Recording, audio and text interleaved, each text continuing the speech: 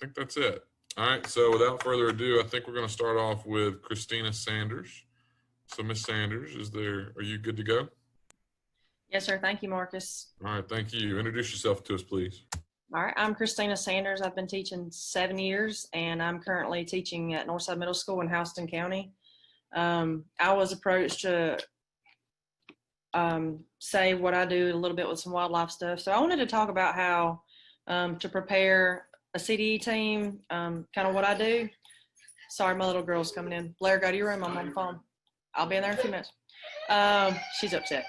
So the first thing I want to address is look at where your learners are coming from. If you're in a rural area, they might have a stronger background in a wildlife knowledge, but especially if you teach in urban areas, the knowledge and the background of what students are going to understand might be different. So I teach in an urban area, and I have a larger gap from talking about wildlife and just common things that we typically just know because of how we were raised. So like I said, I teach middle school, so I'm going to gear this towards middle school or junior CD teams. I've sent a master PowerPoint to Mr. Parks for the junior ID list. It's the entire ID list. It's got all the pictures of everything that's on that junior ID list. And over the summer, I'm planning to add a few more different topics on there. But that material or that ID list, it covers your animals and equipment. And what I'm going to be adding include the furs of the animals, tracks, and even scat samples as I can get them. But like I said, I'm going to be adding more to that PowerPoint, but it covers the entire junior resource. And I will show you what it looks like really fast, if it'll let me do this. All right, can y'all see that? Okay. All right, so let's see if I can get it to slide down. All right, so I just have a basic ID list, and I have them all sectioned kind of like the specifications on the rules and whatnot of the contest. But anyways, that's kind of how I did it. Some of them already have the tracks and just a basic image. I try to give these to my middle school students anyways. And this is what I have sent you guys. It's about 170 slides, but it's an easy thing to look at. The next thing I want to talk about that I use are my resources. Everybody needs to really check out the Georgia Ag Ed Wildlife Management page because pretty much everything you need to succeed for this contest is there as far as the resources go. For example, if you're looking at whitetail deer management, you need to utilize the quality deer management book that's there. And also there are lots of PowerPoints of things to practice, such as jawbones or just looking at racks. But there's a few things online that you could use for that. And then for the game birds, there's a PDF of the entire game bird, all the species and the habitats. It's got all the information that you could want for that. And then the aquatic, it also has the aquatic management PDF that you need to be familiar with for that test. So those are the resources that I utilize as far as teaching the content of the student to the students. But most of the time, the things that my students struggle with are the skill-based practicums. So one thing that's really useful for us is I have a couple of deer processors that save me about 100 jawbones every year that we practice with every time we get together. And I try to get them a wide variety of age. So we start with jawbones and we collect as many skulls as we can for antlers to measure the racks. Trying to make sure I don't miss anything. One of the things I'd recommend as far as getting you a set of jawbones, if you're not comfortable with getting an actual set of jawbones or maybe have a hard time sourcing those from maybe a processor or whatever, there are practice sets that are kind of like a rubberish material. You can order those online or from a few different distributors. Barry recommended a really good source one time. I can't remember who he said, but I got a set of those, and those have been really good for teaching the kids you can compare each size. And deer, you want to the jawbones are aged by half-year increments. So that's really important to teaching the kids half year to 1 year, year and a half, and so on. And then when you come down to your antlers, you want to make sure that you have a tape measure that reads down to 1/8 of an inch. I don't get anything fancy. I just get the kind that you can measure things with, like the fabric type tape measures. I just get something small that the kids can carry. Some people like to get the more solid types from different wholesalers or whatever. You want to measure those by eighth of an inch, excuse me. And then additionally, just practicing on different sets of racks, not just, you want to do typical and non-typical if you can, just so the kids are comfortable measuring different types. And I'm trying to think if there's anything else. When it comes down to your team, I try to have everybody together so they can practice, and then continuously assess where they're at and what areas each student needs to progress on. And I do that through Kahoot, Quizlet. I also make videos of me demonstrating something, or I'll ask the students to demonstrate a skill so that we can, especially with this virtually, that's one thing we did in the spring is I had students demonstrate on a video, then send it to me and I assessed it and we discussed any room for improvement and whatnot. So I would also recommend, if you are using your content, like those resources that I spoke about a few minutes ago, create some assessments. I know a lot of us already have a few. I'll share a few that I've made, but create some assessments that you could give to kids for them to review. And that's kind of what I do as far as prepping a CD team for the most part. All right, thank you, Christina. If there's any questions, please put them in the chat so we can ask Christina real quick. I get my jawbones from Buck Shoals WMA. If you reach out to the local WMAs, they would probably give you the ones they collect from the previous season. Many WMAs have to keep them for records. After season is done, they typically toss them. Yeah, that is a good point. I've actually had some kids meet up at one of the quota hunts. You know, when they're putting on a quota hunt at a WMA, we've gone in to assist the biologist. And that's been really cool because it's typically those really, really involved kids that want to learn more about the jawbone aging. And that's been cool because literally a deer is harvested and it's brought in to the check station. And that's been really cool because it's, you know, pop quiz, you know, here's a deer. How old is it? And so that's been cool. All right. Any other questions for Christina? That was good, Christina. Thank you. All right. While we're waiting on some questions, if any of them come in, Ben Brand, you able to talk? There I am. There you are. Welcome, buddy. Hey. Yeah. Introduce yourself. My name is Ben Brand. I'm the ag mechanics teacher at Social Circle High School. Marcus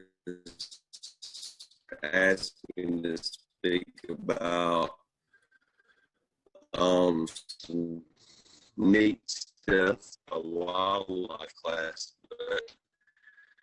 But Georgia trapping season opens around on the side of a lot of nuisance trapping in Newton County. It's something that I got into when I taught in Mary. Hey, Ben, your sound is breaking up. You may want to turn off your video to help out with One your of sound. my APs was a license. All right, hold on, let me try. What about now? Better? Yeah? Much better. Yeah. Okay.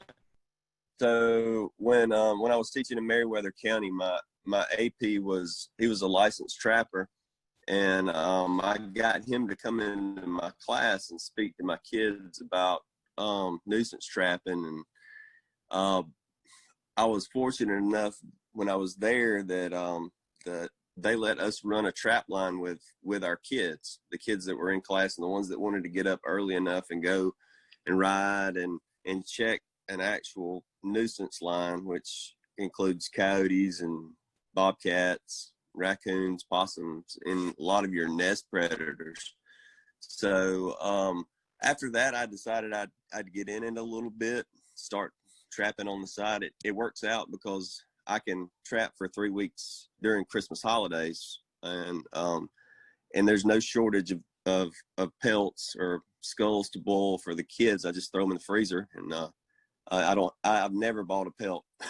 It's and it is something for me to do, but I bring the traps in, and it's about a three or 4 day just talking about the different parts of a trap and the different laws that the nuisance trappers in Georgia have to go through, because carry at least a rifle with you. Your traps can't be over a certain size. And then like in class, we go outside and I show them how, a dirt hole set's made, how we set dog-proof coon traps, how a snare would be set near water.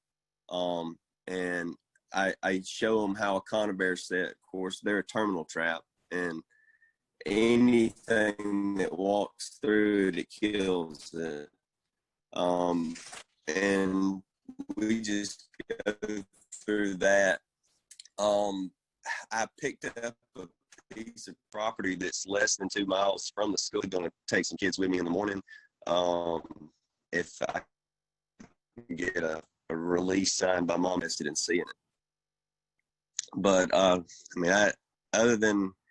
do what everybody else does. I boil skulls. We prep hides. We use Mackenzie tan for our hides at school because it's safe. It's as safe as vinegar and pool salt, and you don't have to worry about any kid getting some kind of toxic poisoning from chromium salts or something that, of course, commercial tanners use. That's about all I have. Ben, I know there's I believe it's the Georgia Fur Trappers Association.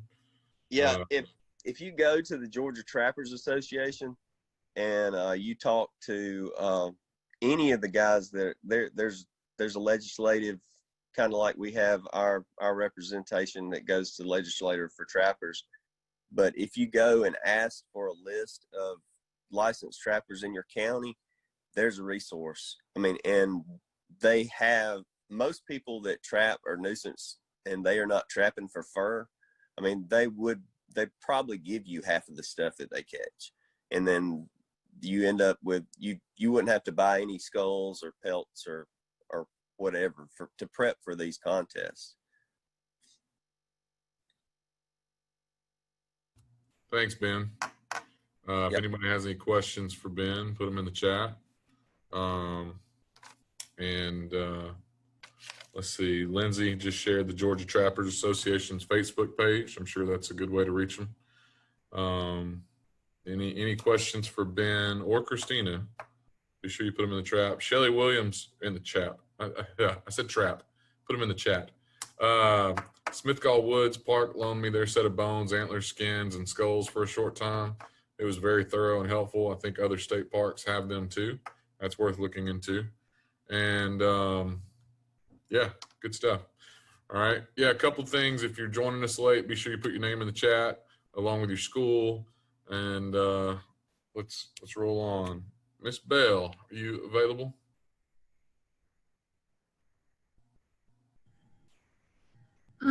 I told Marcus that, my name is Catherine Bell. I teach at Madison County High School, and I teach forestry, wildlife, basic ag, and occasionally I teach animal production.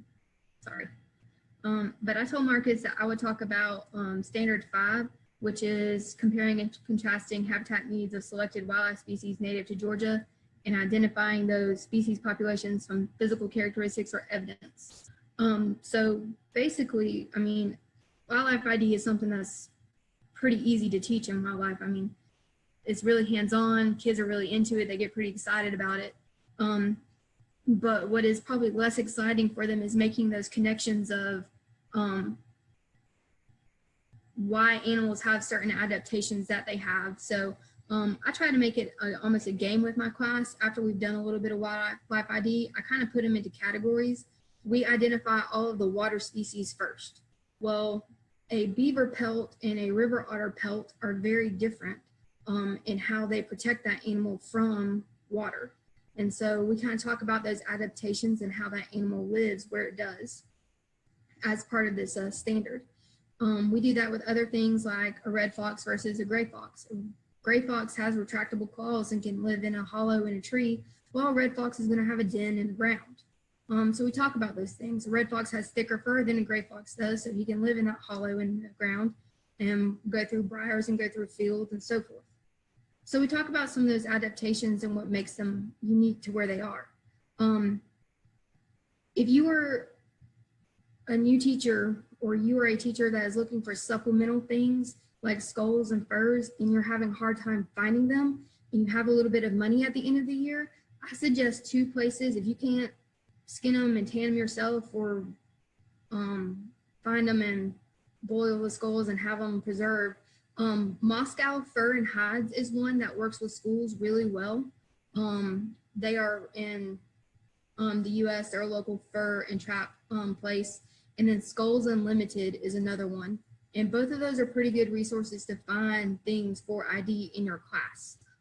Acorn Naturalist has molds of scat and tracks. So those would be other things that would be really good resources to get hands-on things to use in your class. One of the things I do during my wildlife ID unit is, after we've talked about how to ID animals and after we've talked about some of their adaptations, we go outside and we do a trapping activity. It is not a trapping activity with like actual traps. We do sand traps. So what I do is I have kids mix up sand that you can get from Lowe's with mineral oil, and with a partner, they have to go place their sand trap in a place that they think that animal would be or walk through throughout the day. We do bait the trap with either sardines or cat food, or just something that smells really strong to attract that wildlife or that animal to the trap. The first day, I let them put their trap wherever they want. I take them out there and said, this is your boundaries, find a place and put your trap. And they get excited and they'll put them in random spots. They'll put them in the middle of the walking path at the school. And so the next day we'll come out and we have plaster of Paris and water, and if they have a trap, I just take strips of poster board and we make a loop and we staple it together. I take my stapler outside, they fit it over their track, and they mix up plaster of Paris and they pour it in their print that's left behind in the sand. Most of the time after the first day, they don't have anything because they haven't thought about animal behavior and where those animals are most likely going to feel the most comfortable to stand and eat something. For example, at the base of a tree where they feel almost like protected or off of a path, never really out in the open. So the second day we go out there, they have to strategically, or a little bit more strategically, place their trap, and then they tend to get better results. We've had really good skunk traps, possum, raccoon. One year we even got a, it was big enough to be a bobcat. You have to be careful if you are somewhere because house cats are very predominant. You'll get a lot of house cat traps, sand traps, but they have a really good time with that activity. And it kind of like brings home animal behavior along with that wildlife ID. So that's one of the things that I do. This is off topic of what I said I would talk about, but I thought I would share it because it got brought up. Mr. Parks, how do I share my screen? I listened to the instructions. Never mind, I found it.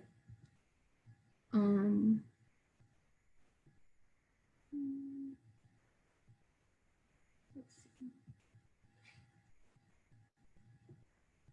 We were talking about jawbones or aging jawbones. I made this when I was either a first year teacher or student teaching, but it's a flow chart that I give my kids when I teach jawbone measurement. And it's basically the steps I teach them. What tooth they count to. The first thing they have to do is count how many teeth there are, and they ask themselves yes or no questions. And it just tells them, like, for example, does the jawbone have only 5 teeth? Yes, it's a fawn. You're done. You've aged it. No, that deer is at least 1.5 years old. You go to the next step. And so it ages it out to 4.5. I don't mind sharing that with Marcus and Dr. Park so that they can put it somewhere if it would be useful. But this is how I teach my kids aging jawbones, because it gives them something to look at, and it's like less questions that they ask me later, because I'm like, where's your sheet? Go ask your sheet. Now you're still going to get the answer or the questions of like, what is dentine? What is enamel? Where do I look for those? And it doesn't mention on here that they're supposed to look at the upper crest of the tooth. That would be easy to add. I was just trying to make it a 1-page sheet and make it all fit. And the more I added, the less you would see. So I just thought I would share that since we had talked about jawbones. Thank you, Catherine. A lot of people are liking that sheet, so definitely share that with us if you don't mind, and we'll get that out to everyone. Good stuff. Mr. Brand, he shared the link to McKinsey. So if anybody was interested in some of that stuff, like he said, it's kind of the safest stuff that he has found to use in the classroom in order to tan hides. So if you're interested in that, check out that that link. I myself have used their products. It is good stuff. Okay. All right. And I believe the next one we have on the list is Mr. Tim Griffith. Mr. Griffith, you ready? Yeah, man. All right. Yeah, Tim Griffith. I teach at North Oconee High School. Been there for 10 years. I teach forestry and wildlife alternating years, along with nursery landscape and general horticulture and basic ag. I would say that my wildlife class is probably my most popular class from an enrollment standpoint. Kids really enjoy it. I think it's where a lot of their passion and interest is. As far as the content, how they can apply the content that they get in class to their personal weekend endeavors, whether it be fishing or duck hunting or deer hunting. So I think that's where a lot of that's at. I would say personally as a teacher is probably where I have my most interest as far as that goes, from being a hunter myself. And I think kids pick up on that. So if you, I think if you have that, be sure to share that in class, because like Mr. Brand said, I mean, he liked to trap, and now that just is something that kids really hook onto. This class is a class that I'd really try to make be outside as much as possible. We get on the bus probably 3 or 4 times a semester in wildlife to try to go somewhere. I try to find a prescribed burn that's been burned within the last 2 or 3 years within the area, and we go look at that, and talk about mineral stumping and carrying capacity, or how resetting the successional layers will help with fawning in deer and browse for deer and hiding places for little rodents. And I think that's standard 6, I think. And that's just a real tangible way for them to see it, and just seems to make more sense than talking about it in class. We also go to the UGA Forestry School and go over to Whitehall. UGA has always been really inviting to have us come over, go to the deer barn, get to go to the aquaponics lab, fisheries lab, and then get them on campus, take them to eat at a dining hall, and let them get real full. That always is a highlight. But I know a lot of that's going to change with our current situation, so I'm not sure how much this will be happening. But another really, really good resource has been the QDMA headquarters, which is in Bogart. If you make your way to Athens, and you can get in touch with Lindsay Thomas there, or Hank Forrester. Both those guys are really good about reaching out and having you over. They just recently were bequeathed 150 acres right there next to the headquarters that they are using like a land lab, and doing a lot of just practices to attract deer. They also have a like hunters program, new hunters program that they host there. So really good guys to use there.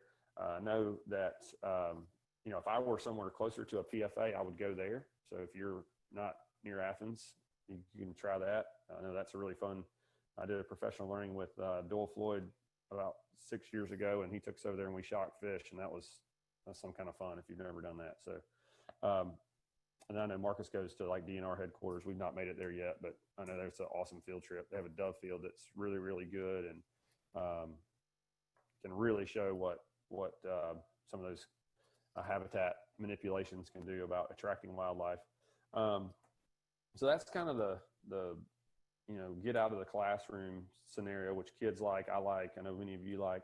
But in the classroom, two things that I've used that are really, really good is the QDMA curriculum. I think that's sold with one less thing. Probably my favorite part about that is it's got a lot of deer anatomy, talking about their numerous glands that they have and how they use those.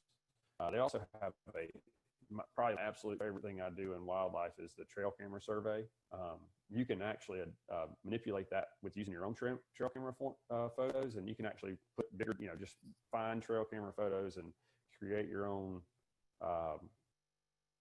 section of pictures or your own folder of pictures and let the kids go through them and use the calculation so they can calculate a deer density and a deer age structure. And that's really, really, they like that. It's fun. There's a lot of topics of discussion, a lot of aging of deer, visual aging. And, but obviously a lot of that comes with the curriculum. So, the other thing I use, and I'm going to share that. Hold on, let me pull this up.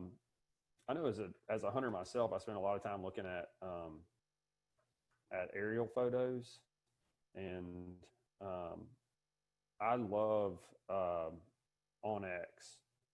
And if you're not familiar with OnX, it is a app that has land ownership, kind of like QPublic, laid over the top of aerial photos, so you can see. Can y'all see that?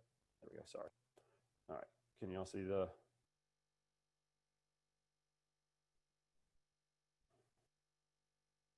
Marcus, can y'all see that? Yes, sir. We can see that now. Okay. Think. How about that? So what I did with this is a piece of property that I had access to hunt for a while, and I gridded it off into sections and made groups, had each different color, and each one of those sections has basically a different little habitat in it. The red one here is literally flooded. It stays flooded probably 4 or 5 months out of the year, so it's a wetland. So I assigned that to a student or a group of students, a table. I have 6 tables in my room, and they would have to manage that piece of property of this section of this piece of property like a wetland. As you can see, a lot of this is planted pines. There are some hardwood draws on there, but in each one of them, I would change the scenario and say, you've got a nuisance problem, or you're trying to raise quality deer. You're trying to make a connection with the neighbor. What would you do to convince them to be a quality deer manager like yourself? And this was just really fun because it made them talk to each other. It made them, really think about how to promote what their ideals were.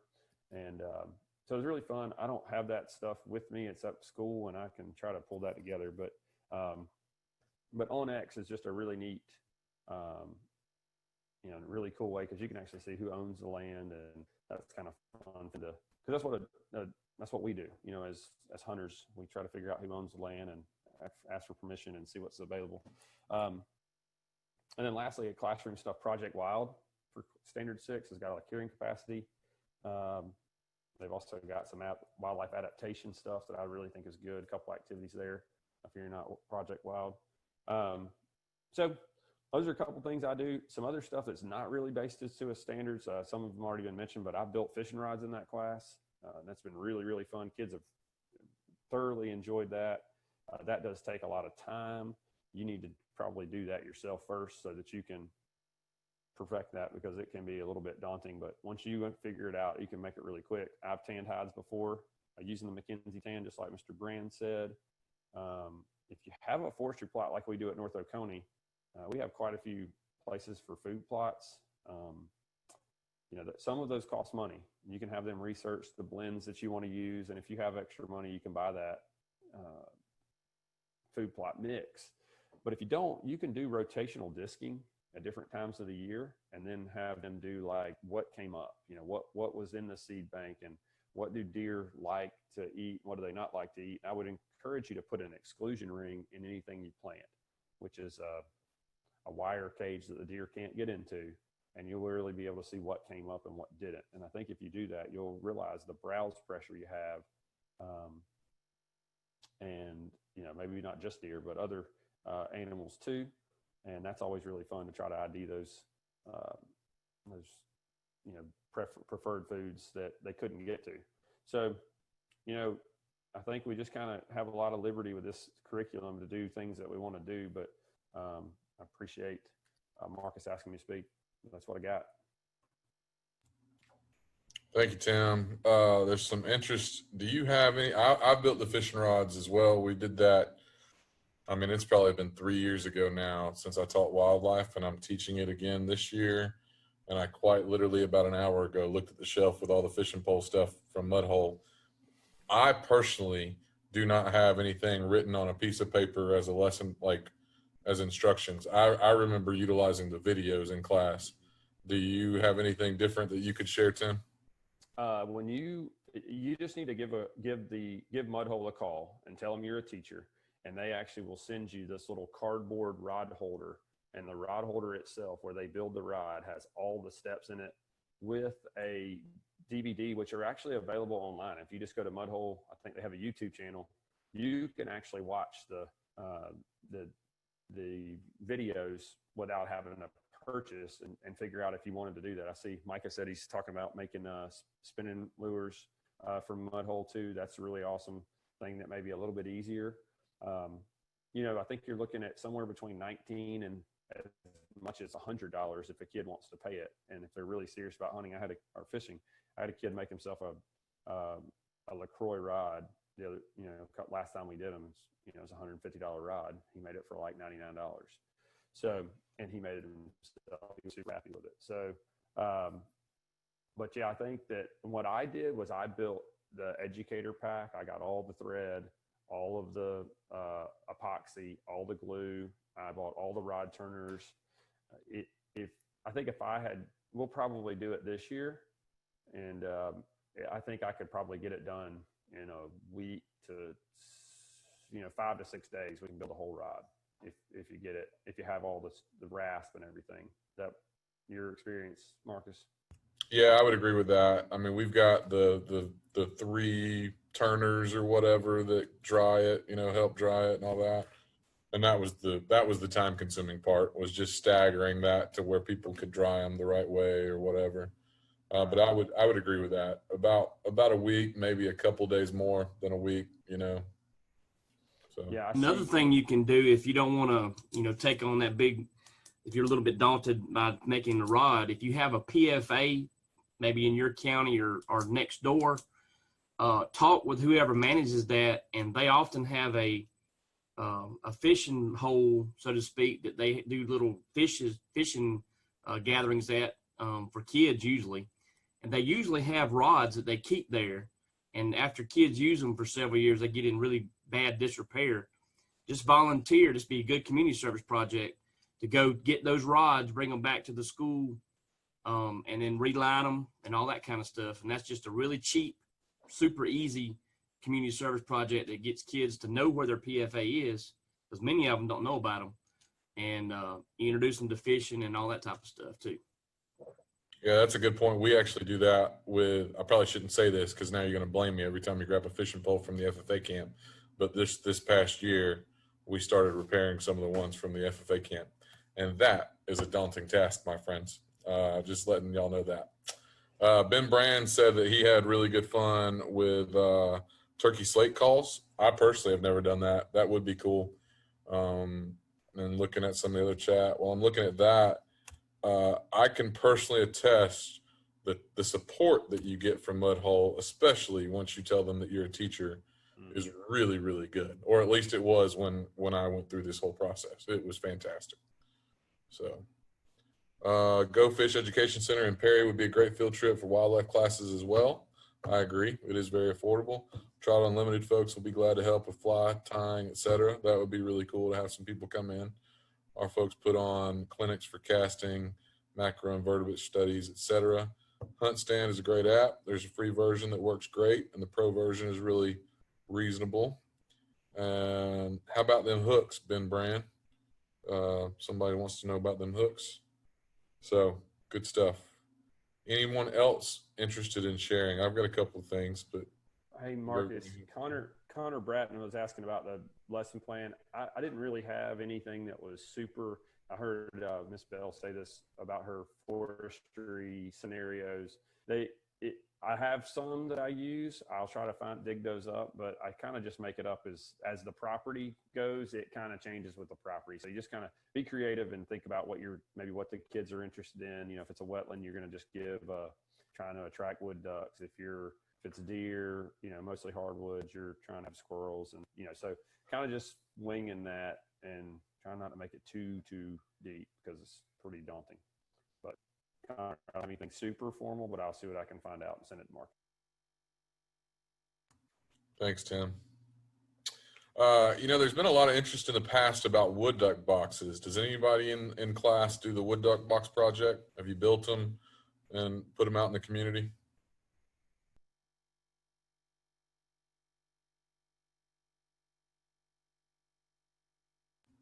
All right, we've done that. I think rough cost, if I remember right, is around $65 a box if you do them kind of the right way. And so that's a good thing. I've got an interesting story real quick that kind of speaks to a couple of things, but I taught in a community before where some boys were coming in from an adjacent county, and they were shooting wood ducks off the roof, or ducks off the roost. And the judge, it was on the judge's property. And so the judge challenged the game warden. He said, "I don't care what you do, catch these boys and I'll take care of the rest."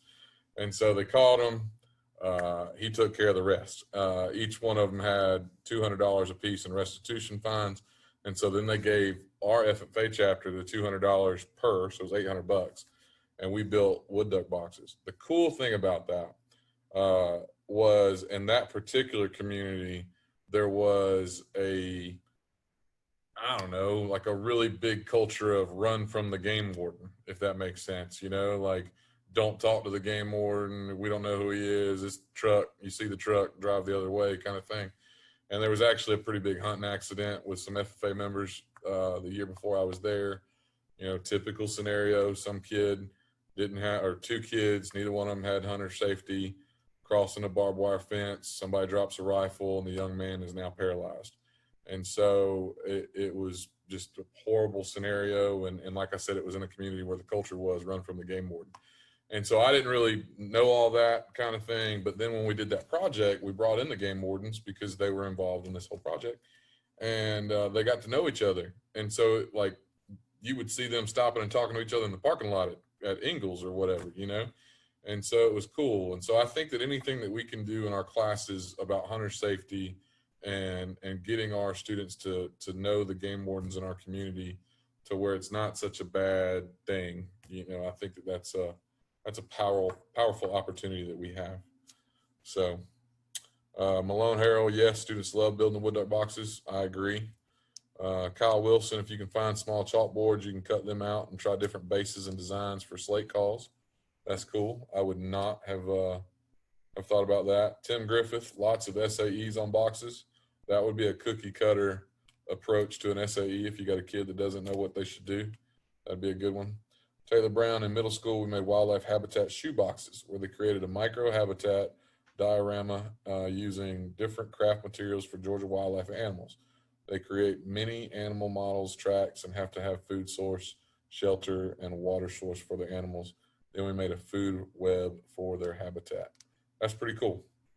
If you're looking for another activity, I've done when the cup game was really big, people stacking cups or whatever. I don't know why it made me think about an activity, but we basically like had kids draw on styrofoam cups different animals and write the name at the base, like red fox or whatever. And they would go and stack cups and make it like a food chain, And so it was like an arts and crafts thing, and there were cups all over the classroom, but it was good. All right. Anybody else want to share anything? Taylor, you want to elaborate on that diorama thing that you do? I can. Can you hear me? So basically, each kid brings in a shoebox, and we have different levels of participation in these, but they choose 14 different wildlife animals, and they choose like so many fish, so many mammals, so many reptiles, amphibians, and then so many birds, and they have to like represent them in their habitat. So it's something that we work on throughout the habitat and wildlife unit in 7th grade, but it's kind of a nice tangible thing that they can do, a hands-on thing that they can do if we don't have access to outdoors. So it's interesting to see some of my best projects a lot of my special needs students can do, so I think it kind of builds up some success in them. But I've had some really neat projects out of that. Cool, thank you. Something else that I do, we're on the 2nd floor. Every school is a little bit different, but I believe on the industry certification list are binoculars for forestry, and we have some binoculars here in the classroom. And so I keep them right here on the window ledge, and there's a power line right outside. And so all the kids kind of know for bird identification, hey, look out the window, see if there's a bird on the power line. Typically it's a mourning dove, but that's something that we casually do in class. Catherine Bell, I have a game we play that works with limiting factors and allows students to chart carrying capacity. You want to elaborate on that?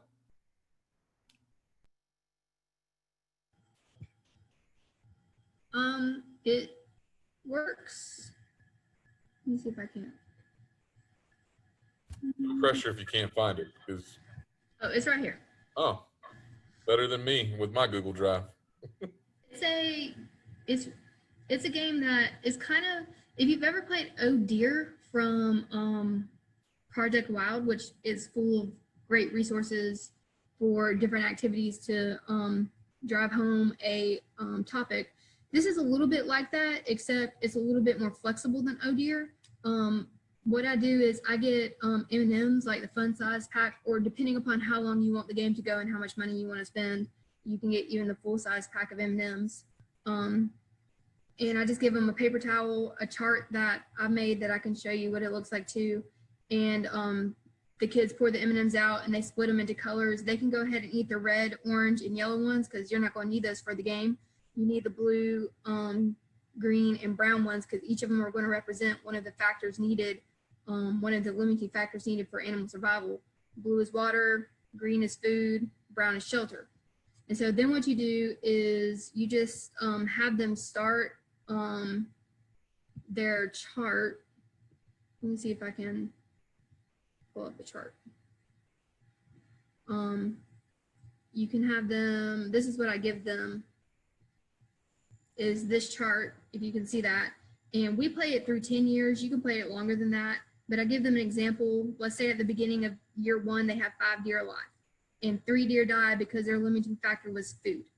If those kids had 5 green M&Ms, every deer they had would have survived because it's 1 M&M per deer that needs that that resource.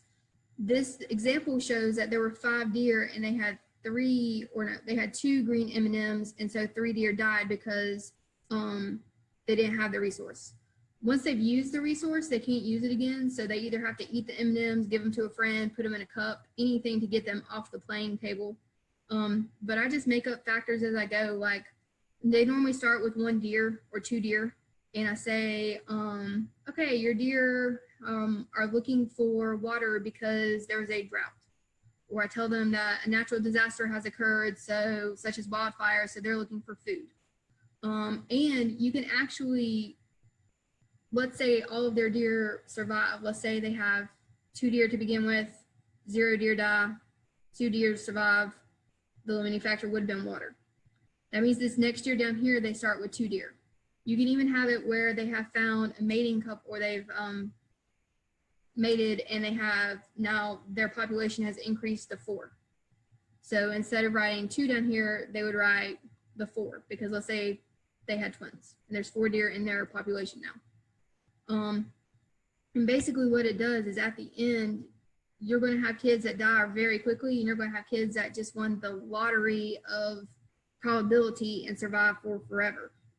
But at the end, what I make them do is every kid's chart at the very beginning will look roughly the same because of how we started. But at the end, they have to chart their deer.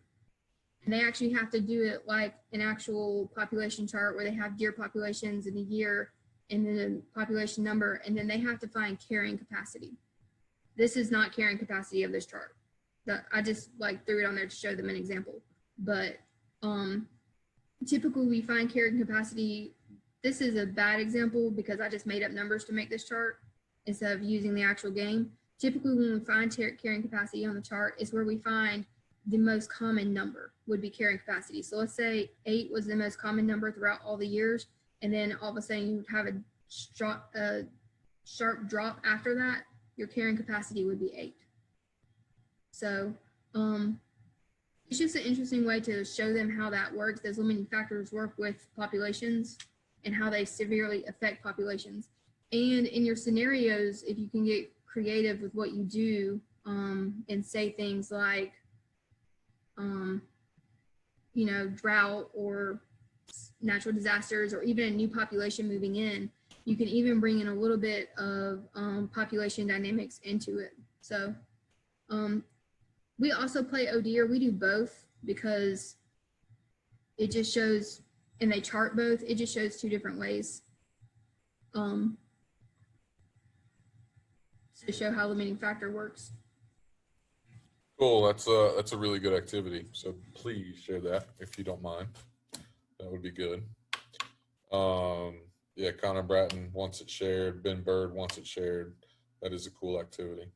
All right. So what we've been doing is the last 10 minutes we've kind of switched to virtual stuff because that may be in our future. So if you have any ideas about some things that you could do virtually, this is a good time to share. I personally will be really taking advantage, I hope, of people's trail cameras this year. You know, like I'm going to get the students to dump pictures into a Google Share Drive or something, and sharing pictures that I find that are interesting on trail cameras. I think that'll be at least part of my weekly activities with wildlife management. Anybody else have anything that they'd like to share?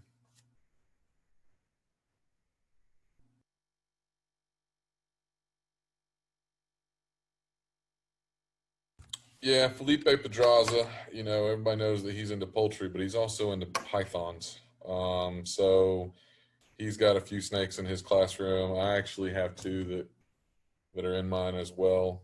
Both of mine, I tell people I'm not like a snake guy. I'm not a Felipe Pedraza poultry guy or python guy. But both of mine have come from people that were going to release domesticated snakes out into the wild. Like somebody literally had one in the projects and they said, hey, I got to get rid of it. You know, I think I'm going to let it go outside. And I was like, no, you're not, you know, like bring it to the school. I'll watch it.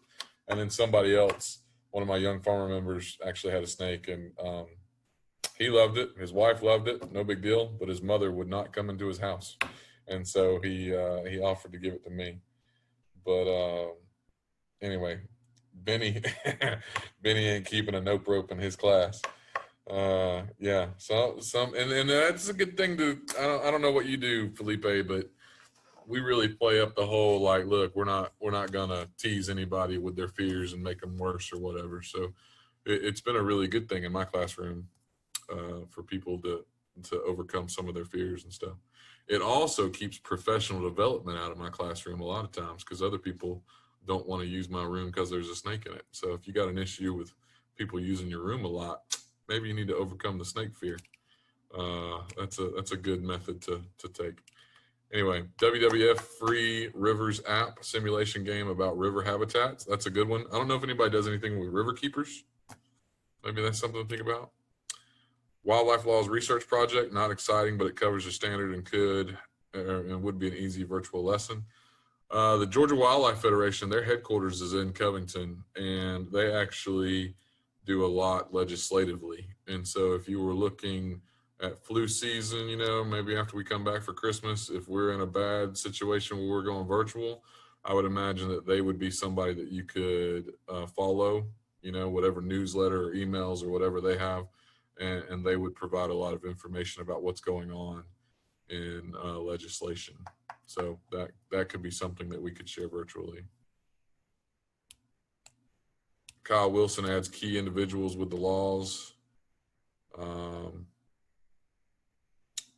Who can we use to get lesson plan templates or whatever resources for the turkey slate calls? Ben, Kyle Wilson, you guys have done some of that stuff. If you could send Walt and I whatever resources you have, and we'll share that with everyone. Kyle Wilson, what do you mean by key individuals with the laws?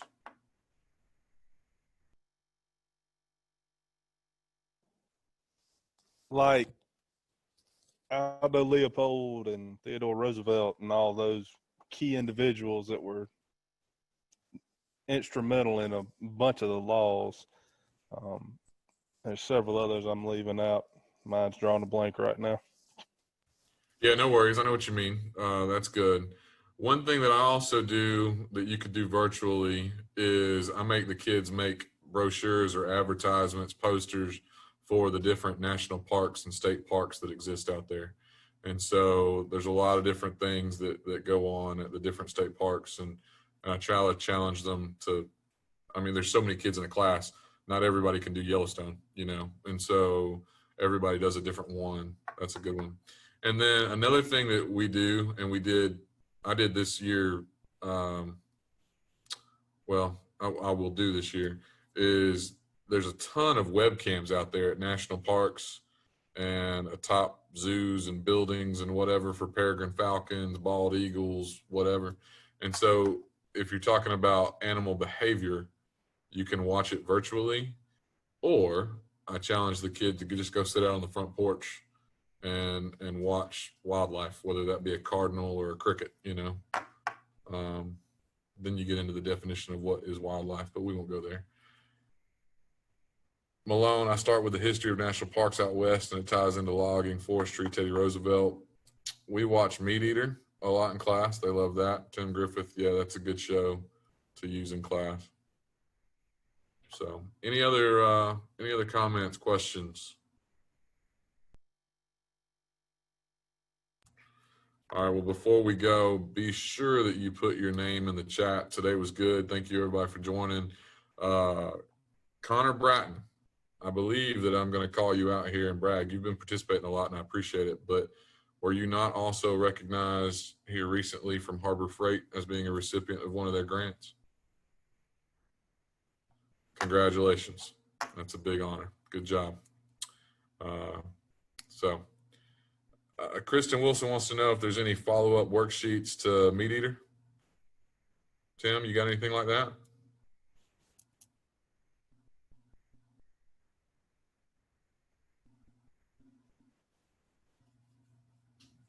No, I use it more as like a reward if they do well. But I do like that show because they do a lot of like butchering and harvesting, and it's more about the total harvest rather than trophy. And he's cool with missing and then talking about that. But he's a really good historian too. He wrote a book called American Buffalo that's amazing if you want to read a good one. He's got a great podcast too. Good deal. All right. Well, if there are no other questions, then we are wrapping up today. Remember, your state administration has recommended that you